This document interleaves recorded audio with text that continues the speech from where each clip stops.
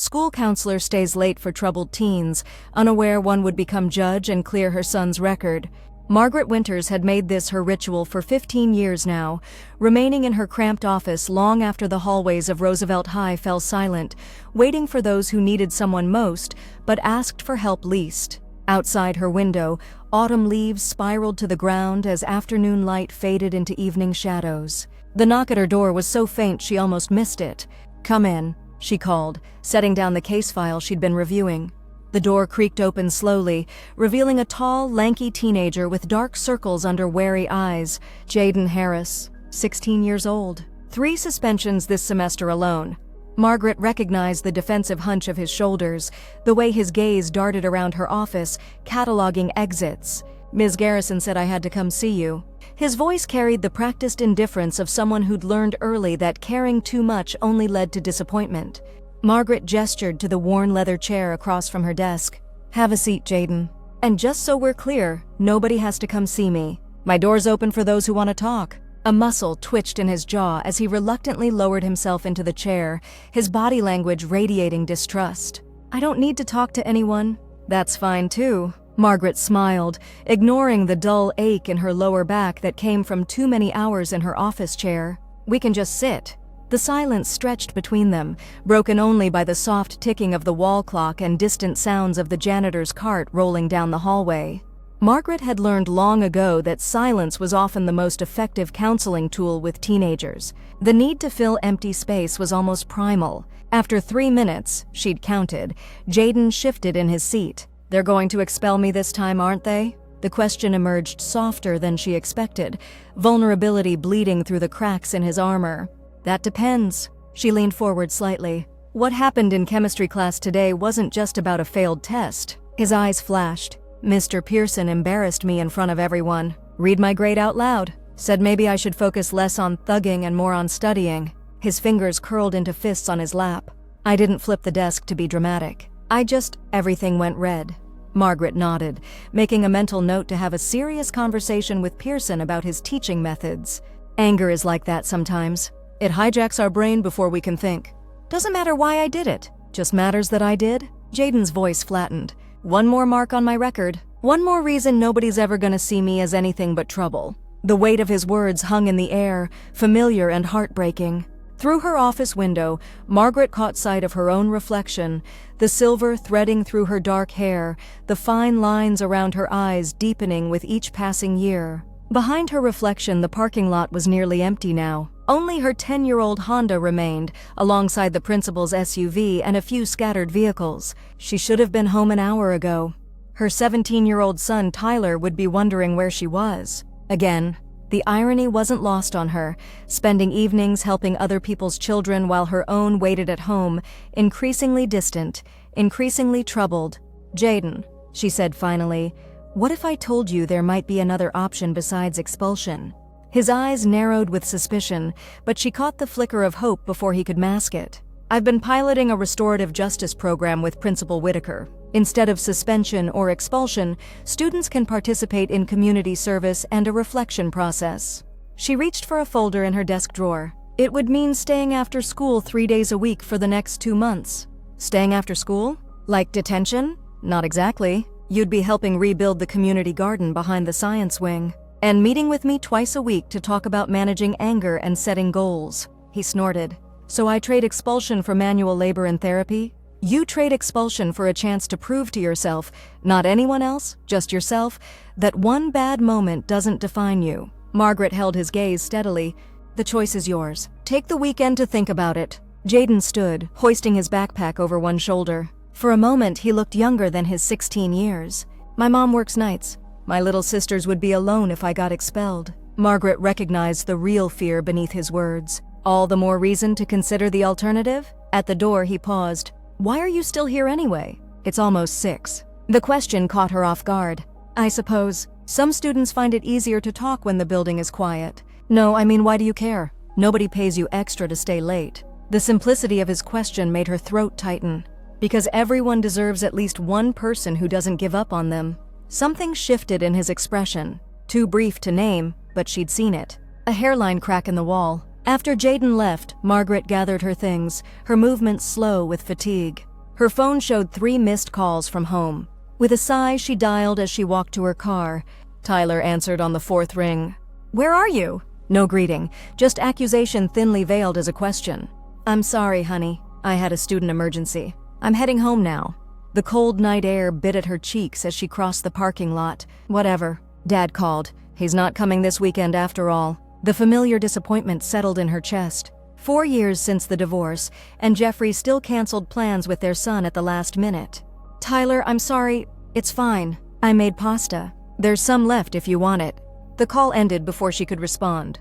Margaret stood beside her car, keys in hand, as a wave of inadequacy washed over her. The moon hung low in the sky, casting long shadows across the empty school grounds. For a moment, she allowed herself to feel the weight of it all. The student she couldn't save, the son she was losing touch with, the ex-husband who'd found fatherhood too constraining. Then she took a deep breath, squared her shoulders, and got into her car. Tomorrow was another day, another chance to try again. Over the next 2 weeks, Jaden arrived at her office precisely at 3:30 each Monday and Wednesday. Their sessions began awkwardly, his answers clipped, his body language closed. But Margaret had learned patience in her 15 years of counseling. She knew trust wasn't built in grand gestures, but in consistent small moments. On their 3rd session, she suggested they move from her office to the garden they were rehabilitating. "I think better when my hands are busy," she explained, leading him through the back doors of the school to the neglected patch of earth behind the science wing. Fall had stripped the trees bare, and frost glittered on the dead remains of what had once been vegetable beds and flower borders. "This looks like a lot more than 2 months of work," Jaden observed, surveying the overgrown space. Margaret handed him a pair of work gloves. "We're not trying to fix everything at once, just making a start." They worked side by side, clearing debris in companionable silence. Margaret noticed how Jaden's shoulders gradually relaxed, how his breathing deepened with each shovelful of earth. When they finally took a break, sitting on a bench with paper cups of hot chocolate from Margaret's thermos, something had shifted between them. "My dad used to garden," Jaden said unexpectedly, staring into his steaming cup before he went away. "We had tomatoes and peppers every summer." Margaret knew from his file that Jaden's father was serving a 12-year sentence for armed robbery. "You miss him." It wasn't a question, but Jaden nodded anyway. 7 more years. Maybe 5 with good behavior. He took a sip of his chocolate. "Mom says I remind her of him. I don't think she means it as a compliment. Parents say things they don't mean when they're afraid," Margaret said softly. "I do it too with my son." Jaden looked up, surprise flickering across his face. "You have a kid?" The genuine shock in his voice almost made her laugh. Teenagers often forget their teachers, and counselors have lives outside school. "Yes, I have a son, Tyler. He's 17. Does he do okay in school and stuff?" Margaret considered the question, appreciating its innocent curiosity. "He's bright. Gets decent grades when he applies himself. But lately," she hesitated, then decided on honesty. "Lately, we've been struggling. His father moved across the country after our divorce, and Tyler's been angry, making some poor choices." "Like what?" "Skipping classes. Hanging out with kids who've introduced him to things no mother wants her child involved with." She hadn't meant to reveal so much, but something about the fading afternoon light and the honest work of their hands had created a space where truth felt natural. Jaden was quiet for a long moment. "My mom works so much she doesn't know half the stuff I do, or don't do." He crushed his empty cup in his gloved hand. "Sometimes I think it'd be easier if she cared enough to be disappointed." The simple insight stole Margaret's breath. Before she could respond, the skies opened, releasing the rain that had been threatening all afternoon. They grabbed their tools and ran for the building, arriving under the shelter of the doorway breathless and laughing. Jaden's smile, unguarded and genuine, transformed his face. Margaret realized it was the first time she'd seen him look his age. "Same time Friday?" she asked, reaching to take his gloves. His fingers brushed against hers as he handed them over. "Yeah, we should bring mulch or something. For the beds. I'll see what I can find in the supply shed." As she watched him walk down the hallway toward the front exit, Margaret felt a fragile hope take root. Not every student could be reached. Not every hurt could be healed. But sometimes, with enough patience and the right approach, cracks in the hardest surfaces allowed for new growth. Later that night, as she sat at her kitchen table grading papers, Tyler slammed through the front door, the sharp scent of marijuana clinging to his clothes. "You're home early," she observed, setting down her pen. He shrugged, heading for the refrigerator. Jason's parents came home. Killed the vibe. "Tyler." She kept her voice steady. "We need to talk about this." "About what?" His challenging stare dared her to name his transgression. "About the fact that you're high on a school night. About the classes you've been skipping. About the way you're throwing away opportunities." He slammed the refrigerator door. "Like you care. You're never even here." The accusation stung precisely because it carried a grain of truth. "I'm here now, and I care more than you can possibly understand." "Right. That's why you stay at school until dark every day. Because you care so much about me?" The bitterness in his voice was palpable. Margaret stood, trying to bridge the growing distance between them. "Tyler, the work I do is important, but you are my priority. Always. Save the counselor talk for your troubled teens, Mom. I'm going to bed." She watched him disappear up the stairs, her heart heavy with the knowledge that while she was helping Jaden find his way, her own son was veering off course. The irony wasn't lost on her, how sometimes it was easier to reach children who weren't your own, how professional wisdom could fail utterly in the face of personal love. Sleep eluded her that night. She lay awake, replaying every parenting mistake she'd made since the divorce, wondering if the damage with Tyler could still be repaired. Outside her window, rain continued to fall, a gentle rhythm against the darkness. By mid-November, the garden project had begun to show progress. What had once been a chaotic tangle was now orderly beds, prepared for spring planting. More significantly, Jaden had begun to show changes of his own. His grades were improving. The outbursts had stopped. He'd even started eating lunch with a small group of students from his art class rather than alone. On a crisp Friday afternoon, Margaret arrived at the garden to find Jaden already there, kneeling beside a newly created herb bed, carefully placing small stones around its border. "You're early," she said, setting down her bag. He glanced up, squinting against the low winter sun. Had a half day. "Teacher conference or something." He gestured to the neat arrangement of rocks. "I found these by the creek behind my apartment. Thought they'd look good here." Margaret crouched beside him, admiring his work. "They're perfect." She noticed a library book beside his backpack, Introduction to Law and Criminal Justice. Doing research for social studies? He followed her gaze to the book, a flush creeping up his neck. "Not exactly. I've been thinking maybe I could do something like that after high school." "Law enforcement?" "No, not a cop." He placed another stone carefully. "Maybe a lawyer, or even a judge someday." He rushed on before she could respond. "I know it sounds stupid. My grades aren't good enough for college, let alone law school." "Jaden, look at me." She waited until his eyes met hers. "Your grades from the past don't determine your future. You've brought your GPA up almost a full point in just 2 months. That shows intelligence and determination, exactly what you need for a career in law." Hope and doubt warred on his face. "For real? You think I could?" "I know you could. It won't be easy, but few things worth doing are." She stood, brushing dirt from her knees. "In fact, I have a friend who works at the courthouse downtown. He sometimes takes high school interns. Would you be interested?" The light that sparked in his eyes was answer enough. That evening, as Margaret drove home, her phone rang. Tyler's name flashed on the screen. She answered through the car's Bluetooth, her heart quickening. Tyler rarely called. "Mom?" His voice sounded strange, tight with something she couldn't identify. "What's wrong, honey?" "I need you to come to the police station on Westbrook Avenue." The world tilted slightly. "The police station? Tyler, what happened?" "They caught us behind the mall." Jason had weed. "I had some too." A pause. "And Mom?" "They found pills in my backpack." Margaret's hands tightened on the steering wheel as she made an illegal U-turn, her mind racing through worst-case scenarios. "I'm on my way. Don't say anything else until I get there." The police station was harsh fluorescent lights and institutional green walls. Tyler sat on a bench in the juvenile processing area, his face pale beneath the unforgiving lighting. At 17, he was still being processed as a minor, but the officer explained that possession charges, especially for the prescription pills, could follow him well into adulthood. "Mrs. Winters, your son is looking at serious charges here. The marijuana is one thing, but the Adderall without a prescription is a bigger problem." Officer Sandoval's face was sympathetic but firm. Given his age and clean prior record, the DA might consider a diversion program, but he'll still have a record. A record. The word fell like a stone. Margaret thought of all the students she'd counseled over the years who'd made one bad decision that shadowed them for years afterward. How many college applications denied, jobs lost, opportunities vanished because of a single mistake at 16 or 17. "I understand," she said, her counselor's composure at odds with her mother's terror. What happens next? The process was a blur of paperwork, stern warnings, and the setting of a court date. When they finally left the station, the night air felt almost sweet after the stale atmosphere inside. In the car, Tyler broke the silence. "I really messed up, Mom." The simple acknowledgement cracked something in Margaret's chest. "Yes, you did. But we'll face this together. The pills weren't mine. I was holding them for Jason, but they're not going to believe that." Margaret sighed. "It doesn't matter whose they were. They were in your possession."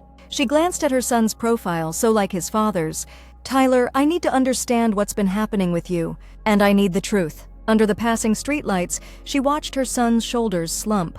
"Everything fell apart when Dad left. You buried yourself in work. I wanted to stop feeling so angry all the time." His voice cracked. "The weed helped with that, and sometimes Jason's ADH meds. They make everything slow down enough that I can deal." The painful honesty stripped away Margaret's professional distance. This wasn't a student in her office. This was her child, hurting and lost. "I've failed you," she whispered. "I've been so focused on being strong, on providing for us, that I missed how much pain you were in." Tyler turned to look at her, surprise evident in his red-rimmed eyes. "You didn't fail me. I made my own stupid choices. Maybe we both made mistakes." She reached across the console to squeeze his hand. "But starting tomorrow, things change. I promise you that." That night, after Tyler had gone to bed, Margaret sat at her kitchen table with a legal pad, making lists. Resources for Tyler's defense. Lawyers they could afford. Programs that might help him avoid the worst consequences. As a school counselor, she knew the system, its mercies and its limitations. She thought of Jaden, rebuilding the garden stone by careful stone. How change was possible with the right support and enough time. Her son deserved no less of a chance. The next morning, she called Principal Whitaker and requested a reduced schedule. No more late afternoons except for her sessions with Jaden. Family had to come first now. It was long overdue. Winter gave way to early spring. The garden beds behind the science wing began showing the first green shoots of the seeds Jaden had carefully planted. His internship at the courthouse had started in January, just 2 afternoons a week, mostly filing papers and observing proceedings, but he approached it with a seriousness that impressed everyone. Tyler's case moved slowly through the juvenile justice system. The diversion program Officer Sandoval had mentioned became a reality. Community service, drug counseling, regular testing. The record would follow him, but with completion of the program, there was hope it could eventually be expunged. Margaret balanced her time more carefully now. Home by 5 most days, weekly family therapy sessions with Tyler, rebuilding their relationship one difficult conversation at a time. There were setbacks, days when Tyler's anger flared or when he withdrew completely. But there were victories too, his sobriety, his improved grades, the tentative return of his sense of humor. On a warm April afternoon, Margaret arrived at the garden to find Jaden harvesting the first spring lettuces, placing them carefully in a small basket. "Early crop looks good," she observed, setting down her bag. He nodded, pride evident in his expression. The courthouse supervisor asked if I could bring some for their break room. "They've been asking about the garden project." "That's wonderful, Jaden. How's the internship going?" "It's amazing, actually." He straightened, wiping his hands on his jeans. "Judge Rivera let me sit in her chambers yesterday while she reviewed cases. She explained how she makes decisions, what factors she has to consider." His eyes shone with enthusiasm. "She said if I keep my grades up senior year, she'd write me a recommendation for college." Margaret felt a surge of joy. "That's exactly what you deserve." He hesitated, then asked, "How's your son doing? With his case and everything?" She'd shared parts of Tyler's situation with Jaden over the months, finding that honesty about her own family's struggles had deepened their counseling relationship rather than undermined it. One day at a time. "The program is helping, but it's not easy." She knelt to help with the harvesting. "He's worried about college applications next year." "How to explain the record?" Jaden nodded solemnly. "It's not fair how one mistake can follow you forever." "No, it's not." Margaret looked at the thriving garden around them. "But sometimes new growth can come from difficult circumstances."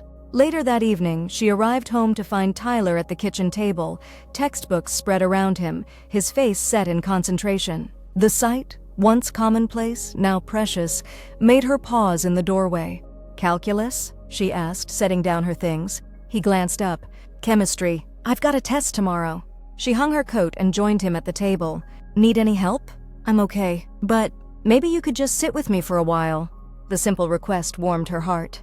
"I'd like that." As she made dinner, Tyler occasionally asked a question or shared something about his day. The easy domesticity of the moment felt like a gift.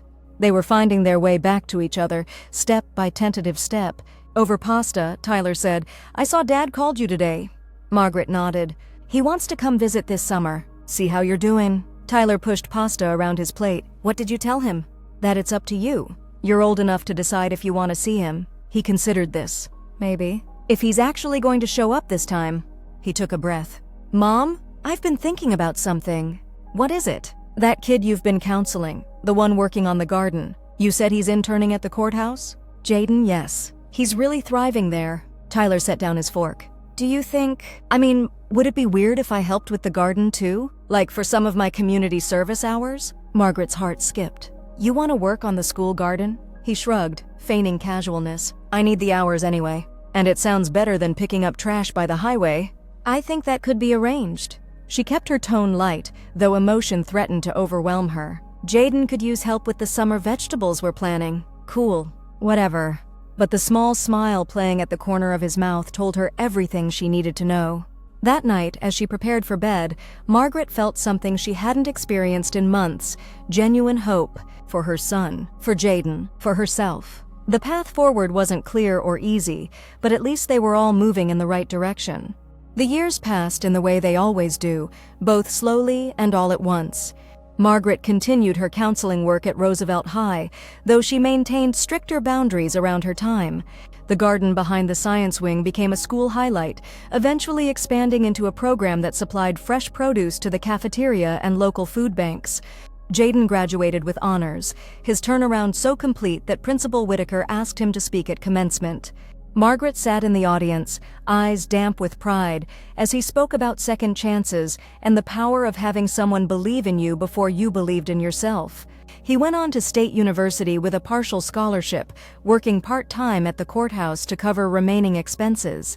His focus never wavered from his goal of law school. Tyler's path was more winding. After completing his diversion program, he struggled with the college application process, the shadow of his record making some schools hesitant. Eventually, he found a place at a small liberal arts college 3 hours away, one with a strong support system for students in recovery and a willingness to look beyond past mistakes. Margaret adjusted to her empty nest by expanding the garden program to other schools in the district. Sometimes she would receive postcards from former students, updates on their lives that she treasured. Jaden's updates came more regularly: texts, occasional calls, even visits when he was home for holidays. When he graduated from law school 7 years after that first meeting in her office, Margaret sat between his mother and Tyler in the audience, cheering as he accepted his diploma. The skinny, defensive teenager had become a confident young man with clear eyes and purposeful stride. "He's going to clerk for Judge Rivera," his mother told Margaret at the reception afterward, pride evident in her voice. 2 years, then he can apply for the district attorney's office. Watching Jaden across the room, accepting congratulations from professors and classmates, Margaret felt that rare and perfect satisfaction of witnessing potential fulfilled. This was why she did the work for moments like these. Tyler, now 25 and working as an addiction counselor at a youth center, stood beside her. "You did that, Mom. You know that, right?" She shook her head. "He did the work. I just opened a door. Sometimes that's all people need." Tyler's words carried the wisdom of his own journey. Life settled into its rhythms. Margaret continued counseling, though retirement discussions had begun.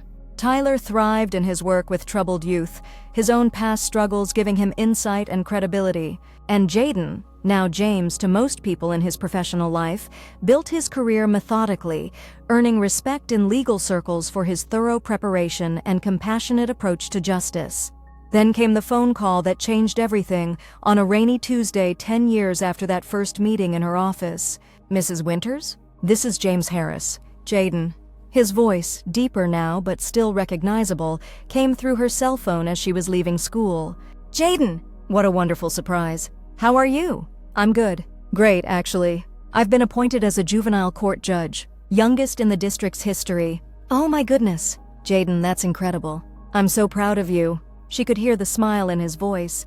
I wanted you to be one of the first to know. Your belief in me. It made all the difference.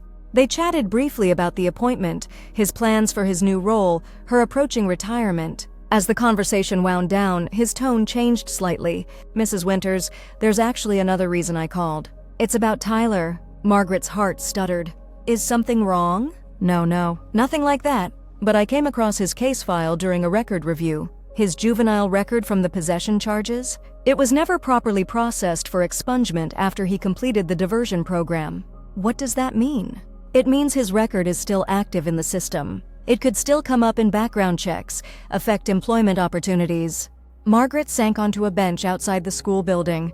After all this time? All his work in the program? Bureaucratic oversight. Happens more often than you'd think. A pause. But here's the thing. As a sitting judge, I have the authority to order the record expunged. Immediately and completely. The significance of his words washed over her. You would do that? Mrs. Winters, Margaret, do you remember what you told me that first day in your office? When I asked why you stayed late for students who didn't even want help? The memory surfaced, clear despite the decade that had passed. I said everyone deserves at least one person who doesn't give up on them. You were that person for me. You changed the course of my life. His voice softened. Let me do this. Not just because it's right, but because it brings things full circle. Rain fell gently around her as Margaret tried to find words for the emotions swelling in her chest. Jaden, I don't know what to say. Say you'll bring Tyler to my chambers next Thursday at 2 p.m. We'll take care of everything then. After they hung up, Margaret sat in the rain, tears mingling with the droplets on her face. She thought about the long arc of consequence, how staying late one afternoon had set in motion events she could never have imagined. How the troubled teen she'd counseled would now help her son escape the shadow that had followed him for years. The following Thursday, Margaret and Tyler sat in Judge James Harris's chambers as he officially ordered the expungement of Tyler's juvenile record. The moment was both formal and deeply personal, a judicial proceeding infused with history and connection. When the paperwork was complete, Jaden, now Judge Harris in his robes, came around his desk to shake Tyler's hand. Thank you, Tyler said, his voice thick with emotion. This means more than I can say. Second chances matter, Judge Harris replied. No one taught me that better than your mother. Later, as they walked out of the courthouse into the bright afternoon sunlight, Tyler turned to Margaret. All those late afternoons you spent at school, all those troubled kids you helped when you could have been home earlier. He shook his head in wonder. I used to resent it so much. And now I understand why you did it. The ripples just keep going, don't they? Margaret slipped her arm through her son's as they descended the courthouse steps. That's the thing about kindness and connection. We never really know how far the effects will reach, or how long they'll last. Above them, the sky stretched blue and limitless. Behind them, in a wood-paneled chamber, a judge who had once been an angry teenager continued his day's work, dispensing justice tempered with compassion. And between mother and son, a bond strengthened by struggle and healing carried them forward into whatever waited next. Because sometimes the most profound changes begin with the simplest choices: to stay late, to extend a hand, to believe in possibility when evidence suggests otherwise. And sometimes, years later, those choices return in ways we could never have imagined, completing circles we didn't even know we were drawing.